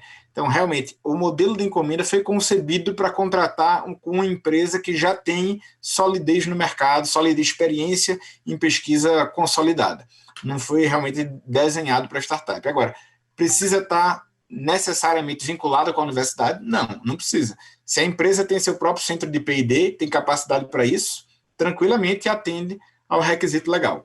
Agora, de fato, uma startup recém-fundada, com pesquisadores novos, que não tem experiência anterior com pesquisa, teria dificuldade de se enquadrar naquele requisito. Não por falta de parceria com a universidade, mas por não ter esse requisito de reconhecida capacitação tecnológica no setor ou algo assim. Hein, Gabriela? Aproveitar, eu gostei da sua fala. Só fazer, eu queria resgatar 2 pontos da sua fala, mas só um complemento aqui do Rafael, que é uma coisa interessante, porque assim, acho que um dos maiores especialistas que nós temos em encomenda tecnológica é o Caio, né, Barbosa, né, que é um colega nosso, foi até um dos autores do livro. Assim, o Caio, na época, parte do decreto, ele se debruçou, essa legislação, né, que o Rafa falou, né, a americana e a europeia, ele foi a fundo nelas, né. Então, assim, a grande questão da encomenda tecnológica, porque eu mesmo tinha essa dificuldade de entender encomenda, e isso que ele falou foi o que me clareou, assim. Porque, por exemplo, num acordo de parceria, a maioria dos instrumentos você está pagando para pesquisar. Então, assim, a coisa... E aí eu ficava muito assim, falando da encomenda tecnológica, é o risco tecnológico, né? Assim, uma coisa que o Caio falou, qual pesquisa que você faz que não tem risco? Tudo que você vai querer pesquisar pode ser que você tenha ou não. Então, assim, o risco é inerente à atividade. A grande sacada da encomenda tecnológica é que você encomenda, né, a tecnologia, o desenvolvimento dela, mas depois você pode ter 2 coisas: a escalonação dela, vai ter que ter uma escala, e principalmente a compra dela. Então a ideia da encomenda é assim, ó, você, Estado, fala assim, alguém, para mim, alguma pessoa, desenvolva, e uma vez desenvolvido, eu vou comprar isso de você. Isso que é o novo. Né? Então, assim, a dificuldade que eu vejo, assim, que de repente uma startup vai ter, é porque a startup, como ela é incipiente, ela não tem estrutura, né, para de repente conseguir gerar escala e gerar depois a produção, né, acaba que fica mais com empresas também. Então, assim, a pergunta é, pode ser que uma startup seja destinatária? Pode, mas será que ela vai ter a capacidade de conseguir escalonar e botar isso para produção? Né? Se tiver, sim. Então, tem essa pergunta. Então, era só para complementar essa fala. Mas o que eu gostei de um texto que você falou que eu queria aproveitar é a questão de inovação em serviço público, que é uma coisa que é muito pouco explorada e que hoje está crescendo, principalmente por iniciativa da ENAP. Eu acho interessante a gente louvar iniciativas dentro do governo. A ENAP é uma escola de governo que está querendo se firmar, eles vivem fazendo prêmios de inovação, eles estão querendo para ver se o servidor público sai da caixa, busque novas formas de atuação, né? Então, assim, só louvar essa parte da inovação do serviço público. E uma dificuldade que a gente tem também como instituição, por exemplo, assim, eu sou da Procuradoria-Geral Federal e da Advocacia-Geral da União. Muito desses instrumentos que a gente está fazendo na nossa própria nossa coletânea, tem colegas que não pegaram. Então, às vezes faz comentário, porque teve um processo assim assado que rolou em tal universidade, em tal lugar. Muitas vezes é porque o colega que está atuando, o cara, às vezes eu tenho uma universidade que é um colega só na Procuradoria. Então, ele faz tudo, ele faz licitação, é problema, e eu brinco, universidade é igual cidade, o cara é quase um procurador de município, porque, infelizmente, tem estupro, tem roubo de carro, tem caixa d'água que quebra, tem, sabe? Então, assim, ele acaba que não consegue se especializar. Então, eu acho que até essas iniciativas nossas são inovações, a gente está tratando de inovação, mas são inovações nossas, que nós estamos fazendo dentro do serviço público, que já está contando como inovação do serviço público, para quê? Para uma melhoria da prestação do serviço público. Obrigado. Ótimo, muito obrigada. Obrigada mesmo pelos esclarecimentos. Bom, nós recebemos aí muitas perguntas aí nos 45 do segundo tempo, então, como a gente estava marcado para meio-dia, eu vou tentar fazer um apanhadão, dar uma última oportunidade de vocês endereçarem as questões e depois a gente fecha. Tudo bem? Então, vamos lá. Tem uma pergunta da Carolina Mota, que também é autora da coletânea. Ela pergunta especialmente, vocês que estiveram aí nos bastidores do novo marco, o artigo 3º, ele fala daqueles projetos de cooperação e alianças estratégicas. E essa é até uma discussão que a gente tem no núcleo. A gente tem uma dificuldade de perceber se isso é um catch-all, que serve para tratar de todas as possibilidades, ou se tinha alguma coisa mais específica em mente quando foi feito lá na lei de inovação, no novo marco e nas outras coisas. O que se estava se pensando ali? Ou se aquilo serve para resolver todos os problemas. O Alexandre Cunha, que também é um dos autores, ele pergunta, já que a gente tem que partir de outra lógica de controle, como é que você sai desse controle formal? Tem algum aspecto que vocês gostariam de destacar? O Carlos, ele também pergunta como é que vocês veem essa perspectiva da interdisciplinaridade, né, que é necessária a esse tipo de atuação. Como é que se dá o direito dentro disso que até a Gabriela abordou, que é uma série de ciências aí, de outras áreas do saber que vão incidir na inovação. A gente tem uma série de elogios aqui ao trabalho de vocês, às iniciativas, o Rafael Fácio faz um elogio, e eu acho que e a Maria Carolina Foz também, outra, você vê que há um engajamento aí dos nossos autores, ela também pergunta qual, da perspectiva de vocês, como é que vocês percebem a implementação do marco legal no nível municipal, estadual, se vocês têm algum relato aí, se isso está ocorrendo, não está ocorrendo, e aí eu acho que é isso, se a gente conseguisse terminar assim no máximo meio de 15, meio de 10, porque senão acho que a fome de todo mundo aí já vai apertar, tá bom? Posso falar antes, Leopoldo? Então, deixa eu tentar aqui tratar aqui dos assuntos. Ótimas questões, agradeço a todo mundo pela participação. Muito legal ver esse engajamento de todos nesse tema. Sobre aliança estratégica. Minha impressão sincera é que o tema foi incluído lá de maneira um pouco, enfim, com um pouco de falta de técnica legislativa, como uma boa parte, é preciso dizer, da lei de inovação, lá desde 2004. A lei desde 2004 era assim, foi uma lei feita com muitos bons propósitos, mas com uma deficiência profunda de técnica legislativa no conjunto da lei. Então tem vários trechos que continuam assim, inclusive mesmo na lei de 2016, que fala assim, determinado tipo de atividade pode ser feita por meio de contrato, convênio, acordos ou outra forma de parceria. Mas o regime jurídico de contrato é completamente diferente do de convênio, é bem diferente dos outros. Quando colocaram desse jeito, tinham talvez o objetivo de simplificar e dar abertura para qualquer um, mas acaba gerando insegurança jurídica, porque ninguém sabe ao certo qual é o instrumento utilizado naqueles casos. E esse tipo de problema é recorrente em vários dispositivos da lei, inclusive, a meu juízo, no caso da aliança estratégica. Eu acho que tinha a ideia de permitir talvez outras formas de parceria ali, mas a lei não detalha minimamente o que é que seria essa aliança estratégica. Não dá nenhuma diretriz mais clara, mais concreta para isso, e nem o decreto. E o resultado final é que na Câmara Nacional de Pesquisa e Desenvolvimento da AGU, da qual eu e o Leopoldo fazemos parte, junto com outros colegas da carreira, esse debate foi feito, a ideia foi tentar uniformizar o entendimento na AGU sobre o assunto, justamente pela insegurança que estava surgindo. E o parecer que foi aprovado pela Câmara, que está disponível na internet, lá na página da AGU, posso até mandar aqui para o Fábio e para a Gabriela, para eles disponibilizarem, o entendimento foi que a aliança, no fundo, é só uma permissão, um termo genérico de parceria que seria viabilizado, seria concretizado por meio das demais formas previstas na lei e no decreto. Então, ela se concretizaria por meio de um licenciamento de tecnologia, ou por meio de um acordo de parceria, ou por meio de um convênio, ou por meio de, enfim, todos os instrumentos lá previstos. Participação minoritária, bônus tecnológico, etc. Então, a aliança, por si só, foi o entendimento lá da Câmara, não é um instrumento novo, um instrumento autônomo enfim, a ser celebrado entre essas partes. Esse foi o entendimento lá definido, que eu acho que é o melhor, dada a falta de clareza absoluta da lei sobre o que é que seria o regime jurídico dessa aliança. Segunda pergunta do Alexandre sobre controle formal. Não tem uma solução muito clara, realmente, para a gente fazer essa mudança de paradigma na leitura, e essa é uma das razões pelas quais, ao tratar da prestação de contas, a gente tentou ser até um pouco mais detalhado, para deixar bem claro para o gestor, para o órgão de controle, que quando eu vou fazer prestação de contas, o que eu quero é o relatório de execução do objeto, ou seja, eu quero que o cara me entregue a pesquisa. Se eu dei lá R$1 milhão para alguém entregar a vacina, eu quero a vacina. Eu não quero saber dos detalhes lá de como ele executou, né? O poder público, quando está financiando, ele quer o resultado.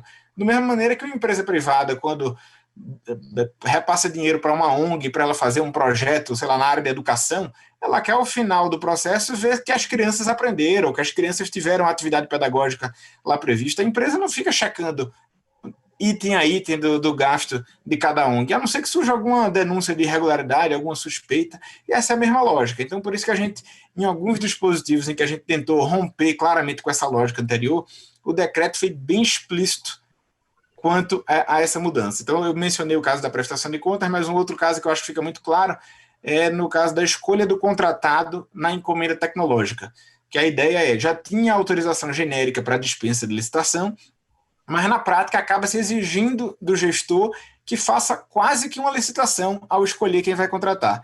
E a gente colocou lá bem explícito, assim, que é para escolher quem tem a maior probabilidade de alcance do resultado e define alguns critérios que podem ser utilizados para balizar esse critério e diz expressamente, e não pelo menor preço, porque não é para ficar cobrando o cara pelo menor preço. Então, assim, a gente tentou em alguns pontos ser bem enfático quanto ao novo modelo e estamos fazendo o possível para spread the word, como se diz em inglês, né, para disseminar essa nova cultura dentro da administração pública. Eu e Leopoldo, e Caio, e Bruno, e os outros colegas que participaram, já fizemos assim um monte de apresentações em tudo quanto é órgão federal que se imaginar, nos órgãos de controle, nos órgãos estaduais, para tentar difundir essa nova cultura. Então, é um esforço, assim, e claro que isso não vai acontecer do dia para a noite, tem muita gente que ainda não foi alcançada por isso. O caso que o Fábio comentou aí do pessoal do TCU, que fez essa auditoria ainda com a visão anterior, isso ainda vai acontecer, mas assim, o esforço de mudança aos poucos, eu acho que vai se consolidando. Sobre a pergunta do Carlos da interdisciplinaridade, de fato, esse é um tema em que a interdisciplinaridade é absolutamente essencial, porque não há como a gente discutir qualquer tipo de contratação dessa só com advogados, ou só com economistas, ou só com pesquisador. Tem que ter um pouco de todo mundo. E a gente tem tentado enfatizar isso ao máximo, e estimular isso. E nas conversas com os órgãos de controle, isso tem sido também assim, bem reconhecido, como se a área técnica explica por que é que está fazendo aquele tipo de contrato, aquele tipo de convênio, eles tendem a não entrar nessas questões. O que eles têm cobrado muito, tem sempre apontado registre por que se optou por aquilo ali, registre tecnicamente a razão da escolha, porque aí eu mostro que houve uma reflexão sobre aquilo ali. Eu optei por um convênio e não pelo bônus tecnológico e não pelo acordo de parceria. Por quê? Explica por quê. Não é que aquele ali vai ser depois linha a linha questionado. É só porque assim, aquilo mostra que o gestor se debruçou, refletiu e fez uma opção. E a legislação está dando o poder para o gestor fazer a opção. A ideia, um dos diretrizes do decreto é empoderar o gestor de boa-fé. É mudar o padrão da nossa legislação de 8666, que é, para esse caso, eu só tenho uma solução. A ideia é dizer, olha, para esse caso, eu tenho várias opções. O gestor pode escolher qualquer uma delas. Ele só precisa explicar por que é que ele escolheu aquela opção e não a outra. Se ele explicar, acho improvável que os órgãos de controle questionem a opção feita, porque a ideia é justamente empoderar o gestor de boa-fé. E sobre a pergunta da Maria Carolina, ótima questão sobre estados e municípios. O debate frequentemente fica muito, sobretudo para mim e para o Leopoldo aqui, que trabalhamos na área federal, fica muito restrito à área federal, mas felizmente nesse tema eu tenho visto um engajamento muito grande de estados e municípios um pouco menos, mas de estados bastante. Tem muitos estados engajados na nova legislação, vários já criaram seus próprios marcos inspirados na legislação federal, alguns o fizeram por meio de lei, outros o fizeram por meio de decreto, outros aprovaram a legislação simplesmente dizendo que iam aplicar no nível estadual a mesma legislação federal.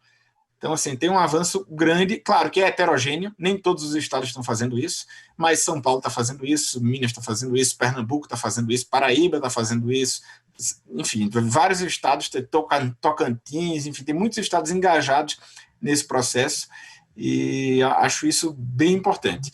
No nível municipal é que eu tenho poucas informações do que tem ocorrido. Aqui e acolá já ouvi alguma iniciativa feita em alguns municípios, mas realmente o nível de engajamento é bem menor. O que eu acho até natural, porque o grosso desse esforço de P&D, no Brasil, historicamente, e no mundo também, é feito pelos entes ou nacionais ou pelos estados. Os entes municipais dificilmente têm até capacidade financeira de fazer um esforço tão grande de inovação. Claro que tem espaço aqui, em um lugar ou no outro para fazer, mas, no geral, no Brasil e no resto do mundo, esse esforço é liderado pelos estados e pelos municípios. Então, aliás, pelos estados e pela União, que é justamente o que a gente está vendo aqui no Brasil. Acho que é isso, Leopoldo. Excelente. Eu vou só fazer uns complementos. Então, Rafa, assim, a questão da Carolina, que ela falou do artigo 3º das alianças estratégicas, né? A gente sempre comenta essa questão da tecnia, mas esse artigo 3º, para quem não é muito ambientado com o marco legal, principalmente com a lei de inovação, o Bruno Portela que brincava que o artigo 3º é o espírito da lei. Assim, um dia que bateu um desespero, você esqueceu. O que esse marco legal quer dizer? Lê lá o artigo 3º. Né? Tem essa questão da aliança estratégica, que realmente é um conceito aberto, que, né, gera, a gente até na Câmara, né, do BRT falou sobre essa aliança estratégica, mas esse artigo tem uma coisa muito interessante, porque lá ele define o tipo de inovação que a gente quer no país, que foi produto, processo e serviço inovador. E tem a questão da transferência e difusão de tecnologia. Então, é interessante, esse artigo 3º ele é muito importante, porque ele mostra para o Estado brasileiro qual o escopo, qual é a meta a ser atingida. E aqui, por exemplo, o quê? Produtos novos, né? Procedimentos novos, parte de logística, procedimentos, serviços, que a inovação de serviços cresce muito. E o quê? Criar conhecimento, transferir ela, né, por instrumentos de tecnologia, de cessão ou licenciamento, e difundir isso na sociedade. Né? Até aproveitar uma questão, essa coletânea que eu te passei, Fábio e Gabriela, a gente ainda faltam 2 instrumentos nela. Na verdade, não é um instrumento, é um parecer que a gente fez sobre o conceito de CT, né, que a gente está deixando claro que o conceito de CT, do jeito que está na lei, ele agora é mais ampliativo.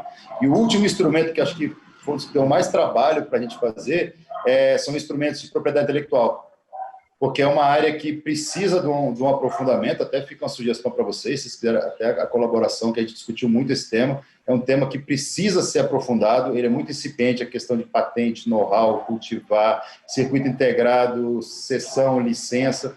Os colegas se debruçaram sobre ele, assim, a Câmara já aprovou, ele está agora sendo submetido à aprovação do Procurador-Geral Federal, mas é justamente sobre essa questão de propriedade intelectual.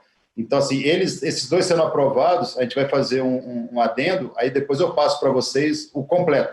Assim, porque o que eu passei para vocês estão com 6 instrumentos, mas eles vão ter 8, né, daqui a pouco. A questão do Alexandre, a pergunta do Alexandre, que era sobre a questão da prestação de contas, uma coisa concreta que nós no CNPq fizemos, utilizando já o marco legal, não é a pirâmide do Kelsey, mas é outra pirâmide. É uma pirâmide que na prestação de contas a gente dividiu tipos por valor de auxílios concedidos, auxílios e bolsas. Então, assim, na hora de prestar conta, se for valor baixo, salvo engano, a 100 mil, o CNPq uma vez. O relatório técnico, foi o que o Rafael falou, a parte técnica sempre vai ter que ser analisada. Só que quando o valor foi baixo, uma vez a área técnica dando ok, o CNPq não vai ver a parte financeira, né? Porque o marco ele prevê, principalmente no decreto, que podem ser utilizados instrumentos de amostragem e estatísticos. Então, assim, a gente fez mais ou menos o que a Receita faz, a gente fez uma analogia com a Receita Federal. Valor baixo, assim, repito, sempre o técnico tem que dar ok. O que o técnico deu pau, o cara prestou conta, a parte técnica deu negativa, vai ter que apresentar, vai ter que fazer um pente fino na parte financeira. Né? Mas para aqueles pesquisadores que atingiram resultados, a parte financeira vai poder ficar mitigada pelo valor. Então, assim, a partir de um valor alto vai ser, a partir de 10 milhões vai ser todo mundo, porque o valor está muito alto, sei lá, de 1 milhão a 10 milhões vai ser 50%, aí vão sendo faixas, aí vai ser igual a Receita faz, por amostragem, tipo, se fosse uma espécie de malha fina ali, vai cair. Então, respondendo a pergunta do Alexandre, hoje o CNPq já está aplicando instrumento efetivamente essa questão de amostragem estatística na prestação de contas. Tá? Aí não recordo de cabeça a resolução normativa, mas jogando no Google acha fácil. E, por fim, respondendo a pergunta do Carlos e da Maria Carolina, que é essa questão da interdisciplinariedade e dos estados, eu até mandei agora, Gabriela e Fábio, a semana que vem eu vou participar de 2 lives, e, por coincidência, encaixo aqui. A questão da interdisciplinariedade, na terça-feira, a gente vai estar numa live, vou estar esse vai ser bem na Tríplice Hélice, eu como governo, a professora Ana Patrícia, da Universidade Federal do ABC, eles têm um programa lá que eu sou encantado, que é de doutorado acadêmico institucional, que é você fazer doutorado dentro de indústria, né, que o Brasil, o doutorado fica muito dentro só de academia, então é um programa que você está fazendo doutorado, o Coreia do Sul faz muito bem isso, né, Rafael, o doutorado dele fez isso. Sim, você tem pesquisa dentro da indústria, você tem pesquisa dentro do setor produtivo, então é um projeto que a gente tem, a gente CNPq, né, junto com a Universidade Federal do ABC e com a Federal de Natal. Então, doutoramento dentro da indústria. Então, vai estar a professora da Federal do ABC, que é a Ana Patrícia, e a Cristina. que é da Vale. Então, a gente está querendo falar um pouco dessa sinergia, governo, universidade e empresa. Isso vai ser na terça-feira à tarde. Né? E na sexta-feira, o presidente do CNPq, que é o professor Evaldo Vilela, ele era do CONFAP, era presidente do CONFAP, que era que é a Confederação das Fundações de Amparo Estaduais, que são como se fosse o CNPq dos estados. E a gente estava falando justamente sobre essa questão dessa necessidade dos estados avançarem. Então, a gente vai fazer uma live com o presidente do CONFAP, né? que é o professor Fábio, e com o presidente da FINEP e o Bruno, que é da FINEP, Fábio, você conhece também, que a gente vai falar justamente sobre a importância do marco legal nos estados. Aí vai ser, porque isso é uma coisa interessante do marco legal, né? Ele abre, né? Ele tem temas variados. Então, assim, achei legal a pergunta do Carlos de interdisciplinariedade, então na terça-feira a gente vai estar falando sobre isso, e na sexta-feira, que foi a provocação da Maria Carolina, sobre essa questão nos estados. Né? Aí vai estar o pessoal do CONFAP, né? CNPq e a FINEP. Perfeito. Pessoal, aqui eu estou apertado com o horário, queria agradecer muito a participação de todos, foi um debate muito produtivo. Vou conversar, Leopoldo, para disponibilizar esses materiais no site do IEA junto ao caderno, tá? O caderno, na sua integralidade, está disponível no site do IEA, recomendo, ele é gratuito, o acesso é livre a todos. Agradeço também a Gabriela. E quanto às perguntas que eventualmente não puderam ser respondidas, elas vão ser encaminhadas para os participantes para estabelecer algum contato caso eles tenham intenção posteriormente. Queria agradecer novamente a paciência aí de todo mundo. Fica o alerta para os eventos aí que o Leopoldo falou. Claro, conheço o Bruno, certamente está nos assistindo também. E fico muito feliz desse diálogo aí está sendo iniciado e eu acho que ele vai ter ótimos frutos. Tá bom? Um bom almoço aí para todos e obrigado para todos os envolvidos, tá? Valeu, obrigado, Fábio. Obrigado. Só um adendo final para reforçar. Quem tiver interesse em participar da rede do núcleo jurídico, a inscrição ela pode ser realizada no nosso site do Observatório, na própria aba de Direito e Inovação, tá bom? Foi uma pergunta que a gente recebeu aqui também. Tá bem? Perfeito, muito tempestivo, Gabriela. Obrigado, tá? Um abraço. Obrigada. Bom dia. Um abraço, bom almoço a todos. Obrigado, gente. Um abraço, valeu.